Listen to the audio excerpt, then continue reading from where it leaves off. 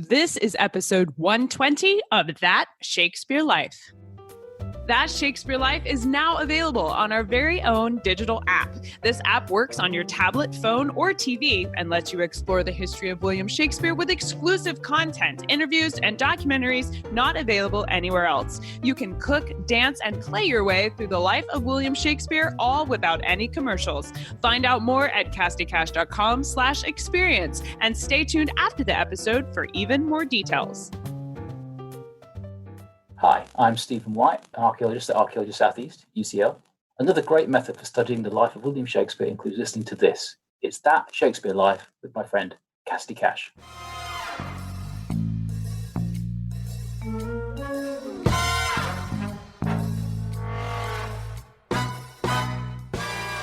John Hall, who married Shakespeare's daughter Susanna in 1607, started practicing medicine in Stratford around 1600, prior to the writing of Othello. He left behind his Latin note. In his observation 29, speaks about a 20-year-old man, Mr. Fortescue, who's suffering from epilepsy, and he treated him successfully with fumes of mummy. Welcome to That Shakespeare Life with Cassidy Cash. Cassidy believes that if you desire to successfully learn or perform Shakespeare's plays, then understanding the real life and history of William Shakespeare himself is a must. That Shakespeare Life is the podcast that helps you go beyond the curtain of some of Shakespeare's most iconic works and explore the world of early modern England as Shakespeare would have lived it, learning from the writers, historians, and performers who know it best. And now, here's Cassidy. In Elizabethan England, there was a strong overlap in the use of drugs as medicine and then using them for magic. Real physical diseases like epilepsy or psychological conditions like the pathological jealousy we see show up in Shakespeare's Othello are all conditions that were just beginning to be fully understood by the medical community in the 16th century. One of the primary drugs used to treat epilepsy and pathological jealousy by physicians from the 16th century was a drug called mummy. It was considered a standard drug for people like John Hall, Shakespeare's son-in-law, who was trained in medicine in Stratford-upon-Avon. This particular drug was extracted from the bodies of corpses, and the dark and sinister nature of the drug's origins, combined with the pervasive belief in the supernatural and conviction of superstition that saturated Elizabethan England, it was perhaps the perfect choice for Shakespeare when he uses the drug mummy as the substance that runs as a theme throughout his play Othello. Here to help us explore the culture, medicine, and superstition behind the drug mummy and how it was used during Shakespeare's lifetime is our guest, Stephen Rojcewicz. Steve Rojcewicz is a professional psychiatrist with 40 years of practice in medicine, informing his current work as a scholar in comparative literature. Steve applies his experience in medicine with his lifelong interest in languages and literature, along with a master's degree in classics and a PhD in comparative literature, to study the intersection of psychiatry and the humanities, and on classical reception, including the influence of Latin and Greek works on James Joyce and William Shakespeare. He's the co-author of a textbook on supportive psychotherapy and has published numerous papers and book reviews, including his most recent work, which have focused on Thornton Wilder and on the Nobel Prize-winning Polish novelist Olga Tokarczuk. Hello, Steve. Welcome to the show. Hello, Cassidy. It's great to be here. I feel like I'm in London in Shakespeare's time. While mummy to modern ears refers to this bandage-wrapped corpse from horror movies of old, for Shakespeare, this term could actually apply to a variety of chemical substances. And the Oxford English Dictionary explains that among those options, a corpse was not one of them. Steve, what did the word mummy mean for William Shakespeare? Mummy was important for Shakespeare. Othello's handkerchief was dyed in mummy, and he used mummy in 3 plays. But at the time Shakespeare wrote Othello, the term mummy primarily referred to a medicinal substance extracted from embalmed bodies or even from any corpse, not to the corpses, the embalming mummy themselves. It's widely used as a drug in the 12th to the 16th century. Mummy was a drug expensive and available through apothecary shops. It was actually a very lucrative trade in mummies. Over the centuries, mummy had different meanings. It began, if you go back to around the 10th century, as a healing substance similar to bitumen, which was used for embalming. Then it began to mean a substance extracted from the embalming wrappers around the mummy. Then it began to mean a substance extracted from the embalmed bodies themselves. And finally, by Shakespeare's time, a substance that could be extracted from any corpse. Now, this might not have always been true in practice. There was deceit, counterfeits, substitution of animal meats for mummy, and even there's a play, a Tudor play, The Fair Maid of the Inn, that refers to counterfeit mummy, but it was believed to have been extracted from corpses. Why is the drug used on Desdemona's handkerchief in Shakespeare's play? Why is that called mummy? The line from Othello suggests mummy is a dye, but Steve, how do we know that this line is referring to a drug? The context and other uses of Shakespeare of drugs in mummy. Shakespeare, for a while, lived near Bucklesbury Street, the street of the apothecaries, where mummy was sold. Falstaff, for instance, in The Merry Wives of Windsor, refers to the pervasive odor of medicinal plants and drugs or sweet odor also from this street. Other contemporaries of Shakespeare, writers such as John Donne, John Webster, Ben Jonson in two plays, refer to mummy as the drug made from the surroundings of corpses or the corpse themselves. Queen Elizabeth's physician, John Bannister, recommended mummy as a drug, for instance. The whole setting of Othello emphasizes drugs, magic minerals, medicines right from the beginning. Early in Act 1, Brabantio, Desdemona's father, claimed that Othello won her through chains of magic, drugs or minerals, foul charms, spells and medicines bought of mountebanks. The handkerchief itself shows that it had some medicinal value. In the scene where Desdemona loses it, she attempts unsuccessfully to heal Othello of pain upon his forehead through binding this handkerchief to Othello's forehead. So I think mummy in the handkerchief, even though it's dyed in mummy, the mummy is the essential part of the handkerchief. Now, there's triple meaning for the word dyed in mummy. It's certainly the change of color used for mummy, but dyed for Shakespeare had two additional meanings that I think are important here. The first meaning is the common meaning, dyed, D-I-E-D instead of D-Y-E-D. The handkerchief will lead to physical death for Desdemona and to Othello. But to die was an Elizabethan euphemism for a sexual satisfaction or climax.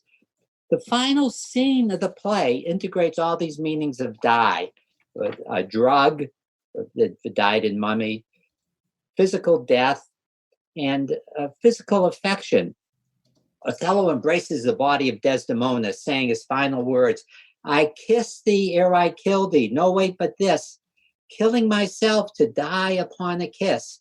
The dyed in mummy sort of predicts all these meanings.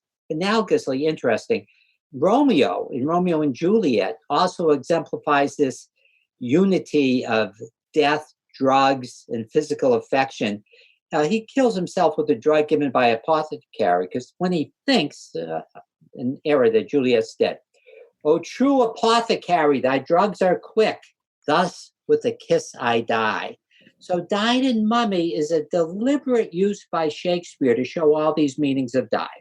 Many scholars have long thought the handkerchief in Shakespeare's Othello would be white, spotted with red strawberries. There's textual evidence to support this. But Steve, according to your research, what color would a handkerchief be after it had been dyed in mummy? Wouldn't be totally white. Could be off-white, could be black, could be gray. No one knows the color of the handkerchief. Handkerchiefs in Elizabethan England were luxury items, very expensive, and were worked with fine lace. Queen Elizabeth I, for instance, was given handkerchiefs by her gentlewoman, one of which is described as covered all in black silk and black lace. So dyed can make the whole cloth black or light gray. There's even a writer, Ian Smith, who argues that the handkerchief was completely all black and is a metonym for Othello's skin color. But we can say whatever it wasn't totally white. Was the use of ancient drugs, and specifically those used in Homer's tale about Helen of Troy, a popular topic for writers in the Elizabethan era? You've alluded to Johnson and Donne having written about mummy, but was this pretty popular in a widespread way? Greek culture, including Greek epics, mythology, tragedies, and even some Greek medical knowledge, was pervasive in the intellectual life of Shakespeare's England, even for writers who did not know Greek. Jonathan Bates written, Shakespeare's schooling was saturated in the stories, character types, and literary genres of classical antiquity. While we don't know the exact curriculum of Shakespeare's grammar school, since the records haven't survived, similar schools had an emphasis on first Latin and then in upper grades Greek literature. And even if a student didn't reach the upper grades, just stayed in the lower grades, he would still be imbued with Greek culture, Greek physical life, drugs that were used in plays in Greek comedies or Greek tragedies. And it's quite likely that the Latin text used in Shakespeare's time, for instance, the text of Virgil, would have marginal notations connecting it with the parallels between Homer and Virgil. There's very strong resonance between the handkerchief in Othello and Helen of Troy's drug. Odyssey, Book 4, Helen of Troy slips a drug by deceit into the wine being drunk by her husband and by a guest who happens to be the son of Odysseus. This similarity does not occur in Shakespeare's main source from Othello, Cintios un Capitano Moro. But there are many resonances. For instance, Othello states, a Sibyl that had numbered in the world the sun to course 200 compasses in her prophetic fury sewed the work. That's the handkerchief. The worms were hollow that did breed the silk, and it was dyed in mummy, which the skillful conserved of maidens' hearts. Helen, when she puts the drug into the wine of Menelaus, it says she threw a drug, a pharmacon, into the wine they were drinking, banishing grief and anger, nepenthe, causing forgetfulness of all evils. Whoever drinks this drug, when mixed with wine, would not let tears hurl down his cheeks during that day, not even if his mother and his father died, not even if men would annihilate his brother or beloved son. And she says that drugs came from Egypt. She got it from an Egyptian woman. But drugs are healing, but many destructive as well. Handkerchief and Helen's drug has several similarities. Some might be trivial. They were both made in Egypt. They were both given by an Egyptian woman to another woman. But there's an episode in Othello that doesn't seem to have any other easy explanation. Helen's drug could make it so a person could witness the death of his beloved brother and not bat an eyelash. When Amelia sees Othello becoming angry because the handkerchief is missing, she mentions it to her husband. Iago comments, hey, Othello really must be angry now because not angry or not upset when he witnessed a cannonball kill his own brother who was standing next to him. I've not seen any commentary on the implication of this passage, but the only thing it seems to relate to is Helen of Troy's pharmacon. Now, both the drug in Homer and the handkerchief have good or evil effects. Othello warns Desdemona that if she lost the handkerchief or made a gift of it, his father told his mother, the husband would hold the woman loathed and his spirits would hunt after new fancies. Both drugs are associated with deceit. Helen of Troy surreptitiously puts it in, and Othello uses it through deceit to indict Desdemona of betrayal. But when the handkerchief and the drug also enables the full story to be told. Helen of Troy's drug means nothing can upset Menelaus, so he recalls an episode very detrimental to her character, but it doesn't upset him to tell it because nothing upsets him. He's influenced by the pharmacon.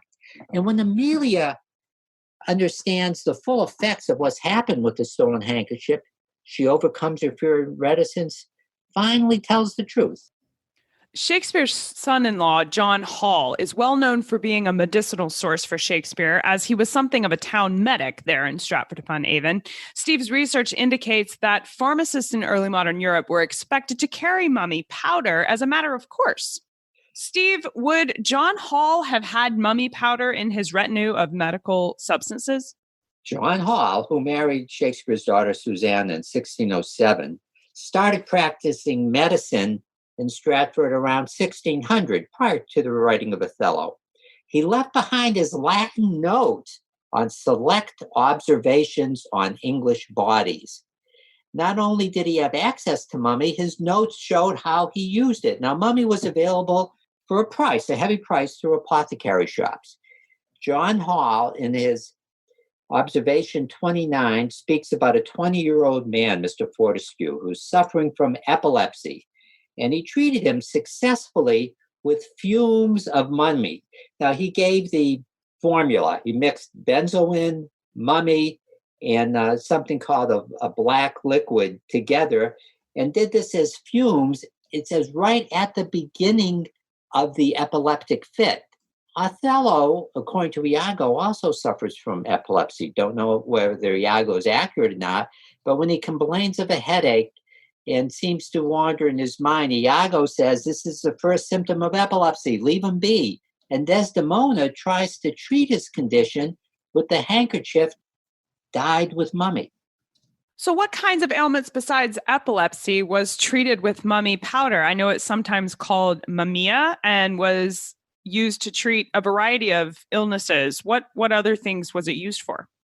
Well, the first documentations around the 900s in Baghdad, where Razis used mumia, the origin of the English word mummy, as a healing substance. Persian Avicenna, about 100 years later, recommended mummy for abscesses, internal bleeding, wounds, and epilepsy. In early modern England and Europe, it was especially used for wounds and epilepsy. Francois Rabelais, who was also a physician, has Pantagruel in Book 3, expressed the hope that his body after death will be turned into mummy because it would be a good treatment for women with intestinal colic. There's even an indication of veterinary use of medicine, of mummy as a medicine. Thomas Alsop, the chief apothecary to Henry VIII, was paid, among other things, for mummy for the king's hunting hawks. If Alsop followed the advice of medieval medical authorities, he would have recommended mummy as an external application and substance for animals such as hawks. So it was used for many things, but especially for epilepsy and bleeding wounds. Early modern England is notoriously superstitious, especially when it comes to things like medicine, healing, magic, and even witchcraft, and they all seem to overlap each other significantly. Is mummy powder also associated with magic as well as healing? Certainly in Shakespeare, mummy's associated with the belief in magic. As Othello says to the handkerchief, "'Tis true, there's magic in the web of it."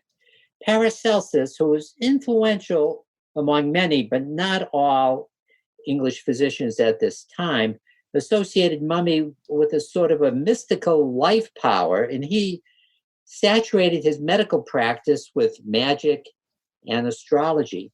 The weird sisters in Macbeth, Act 4, use witch's mummy as one of the ingredients in their potion. The most powerful type of mummy in Shakespeare's era was that from the corpses of virgins. Othello's handkerchief is dyed in mummy, which the skillful conserved of virgins' hearts, maidens' hearts. This type of mummy was believed to be especially effective for epilepsy.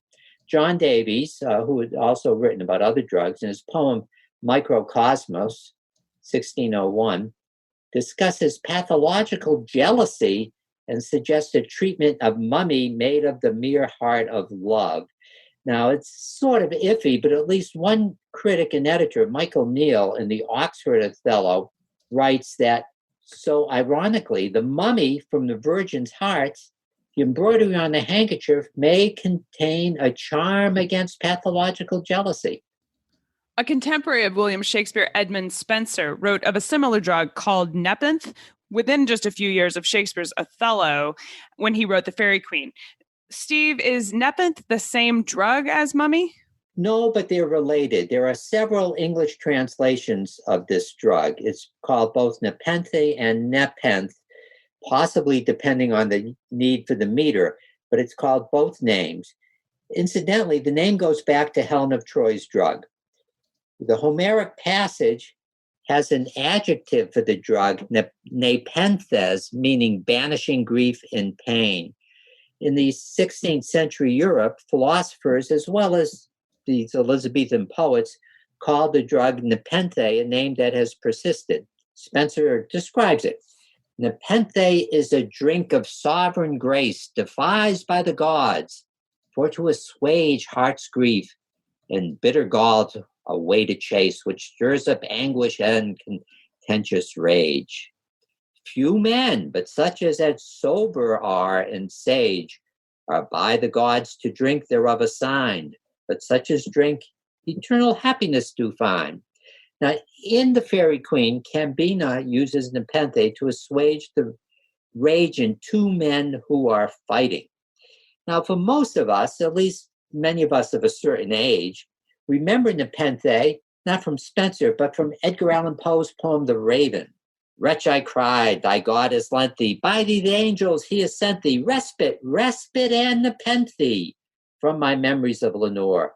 Quaff, oh, quaff this crying nepenthe, and forget this lost Lenore. Quote the Raven, nevermore. Now, you referenced John Davies previously, but in 1599, he refers to nepenthe, but he gives it a highly contemporary title, one that had only just arrived in England as this poet was writing this very play. Steve, was tobacco considered medicinal in the 1590s? It certainly was. After its introduction, probably by sailors around 1565, but especially after Sir Walter Raleigh brought tobacco to England in 1586, tobacco was considered a sovereign remedy for many conditions. There was even a book, an English translation of a Spanish book of the Tobacco and its great virtues, that advocated tobacco for toothache, worms, lockjaw, cancer. Davies, in his On Tobacco, an epigram, exclaims, nepenthe, heaven's drink, most gladness brings. Heart's grief expels and does the wits refine. However, by Elizabethan times, nepenthe no longer worked wonders. Tobacco had to take its place because it relieves toothache, soothes the stomach, expels cold. Another example of the virtues of tobacco, several decades after Shakespeare's death, it was compulsory for schoolboys at Eton to smoke a pipe at breakfast as a preventive for the plague. Steve's research says that the Dictionary of Medieval Latin from British sources defines pharmacus, meaning someone who dispenses drugs like mummy or tobacco, as a, quote, poisoner or sorcerer. Steve, neither of those descriptions sound very positive. Were drugs like tobacco and mummy viewed with suspicion in the late 16th century? How were they both considered essential tools for doctors like John Hall, but also connected with sorcery, which was a crime? There was ambivalence about mummy. Some people thought it was cannibalism, just like when the first heart transplant came out or first blood transfusions, people thought of that as cannibalism. But drugs, even from the time of Homer, drugs which he called pharmaca, many were healing, many are excellent, but many are destructive. Magic and destructiveness seem to be inherent in Elizabethan drugs. Brabantio, remember, accused Othello of using medicines imbued with sorcery. This dictionary, the Dictionary of Medieval Latin from British sources, defines the word pharmacum as a drug, medicine, but gives its first example, each drug is poisonous. Now, the Greek noun pharmakos has nuances of meaning depending on whether the accent's on the first or the last syllable. When the accent's on the first syllable, pharmakos means poisoner, sorceress, magician. When the accent's on the last syllable, pharmakos signifies one sacrificed or executed as an atonement of purification, a scapegoat. Shakespeare uses both meanings of pharmakos in Othello. Othello is both poisoner, the Moor already changes with my poison, and physician. He tries to treat Othello's epilepsy. And Desdemona is another meaning of pharmakos, the sacrificial victim. I'd like to offer the speculation that the destructive effects of the handkerchief, the multiple meanings of drug, cost, and pharmacum, are in part echoes of the destructive effects of Helen of Troy's drug. Well, between the potential to be connected with sorcery, smoking a pipe for breakfast, as well as the whole idea of mummy being laced inside the handkerchief for Othello, this is all fascinating. And I know we would love to learn more about this topic. Steve, what are some of your favorite books or resources you can recommend that we use to learn more? I'd recommend first Jonathan Bate, who has appeared brilliantly on this program, for his How the Classics Made Shakespeare. It was an excellent review of Shakespeare's schooling and his immersion in the Greek and Roman classics.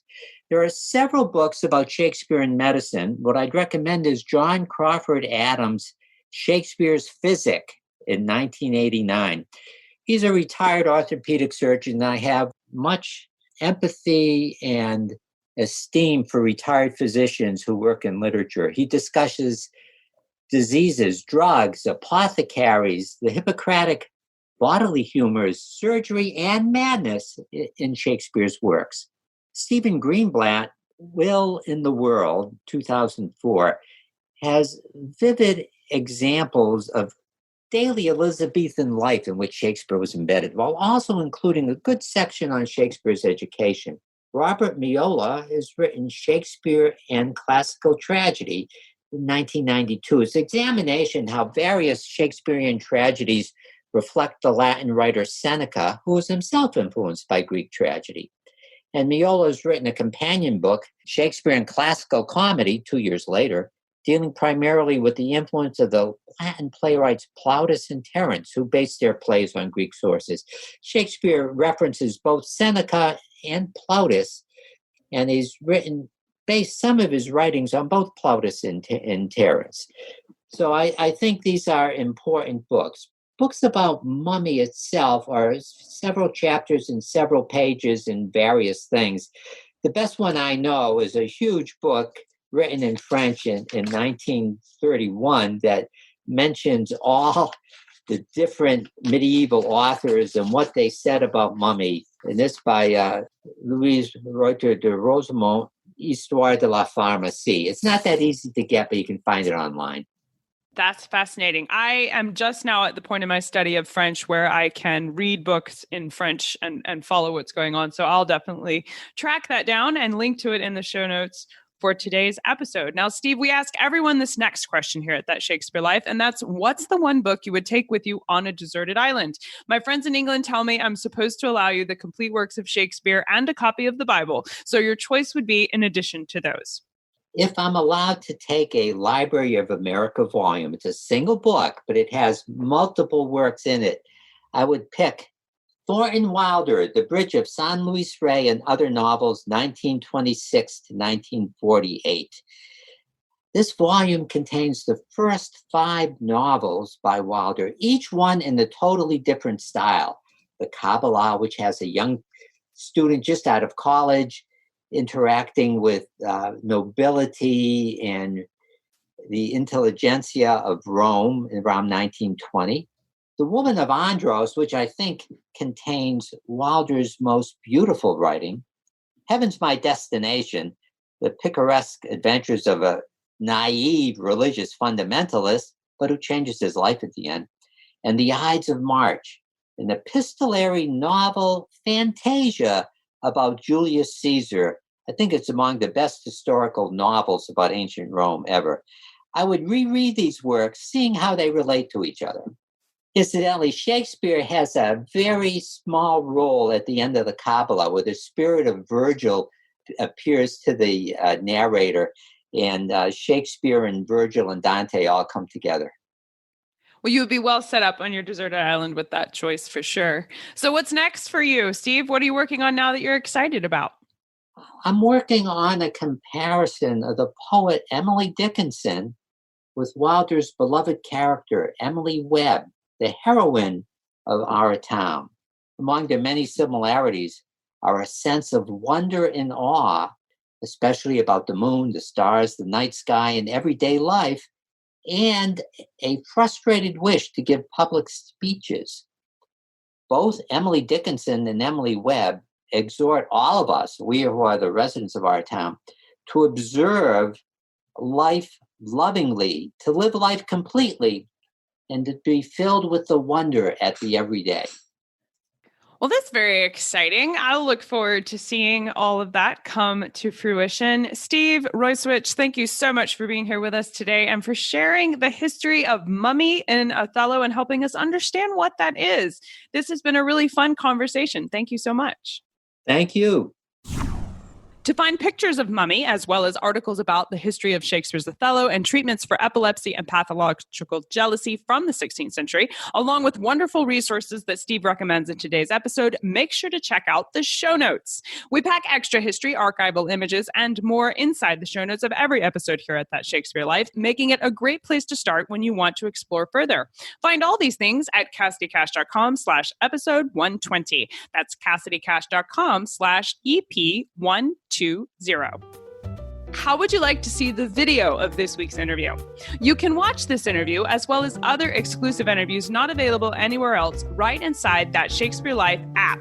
That's right. That Shakespeare Life is now streaming on our very own digital app. We are very excited to make this available. And not only can you stream podcast episodes anywhere you go, but the app contains exclusive content like activities, games, documentary shorts, expert interviews, and animated plays, all free from ads and available anywhere you might be. You can learn Shakespeare's history from the experts who know him best while you're in the carpool line, cooking dinner, or even while you're working out. Take Shakespeare history with you wherever you go, all without any commercials. Download the app now at CassidyCash.com/experience. That's CassidyCash.com/experience. That's it for this week. Thank you for listening. I'm Cassidy Cash, and I hope you learned something new about the Bard. I'll see you next week. Bye-bye. Thank you for listening to That Shakespeare Life. As always, the best conversations happen after the episode over at CassidyCash.com. Become a part of a vibrant Shakespeare conversation by adding your voice over at the website. Until next time, remember, when you want to know William Shakespeare, you have to go behind the curtain and into That Shakespeare Life.